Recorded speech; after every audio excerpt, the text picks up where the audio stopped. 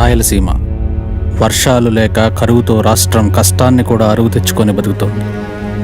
పచ్చగా ఉండే ఈ ప్రాంతానికి ఏ దిష్టి తగిలిందో కానీ భూమిలోనే కాదు, ఆ ఊరిలో జనాల కంట్లో కూడా కన్నీరు ఎండిపోయింది.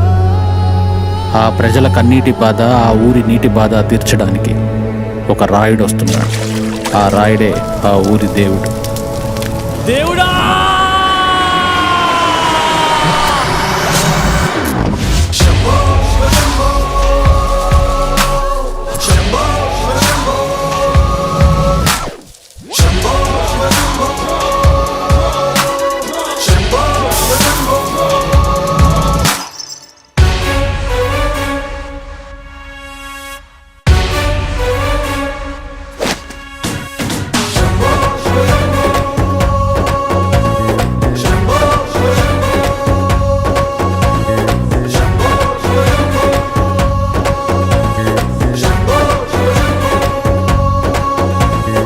ఆకాశంలో మేఘాలన్నీ ఆవేశంతో ఏకం కాని ఊపిరి శబ్దం ఎదలో శంఖం పూరించే వేళ, నిట్టూర్పుల్లో నిర్వేదాన్ని, బడగాలుల్లో సందేశాన్ని, బడగళ్ళయ్యే ఆహ్వానాన్ని పంపించే వేళ, పాదమే ఆడే నాదం ధమరుకమే కాదా, ప్రాణమే చేసే గానం గంగకు గుడి కాదా, గొంతులో దాహం దేహం దహించే వేళ, నటరాజుగా రాజుని నేరుగా చూసిన నింగిక నేలకు నది కాదా.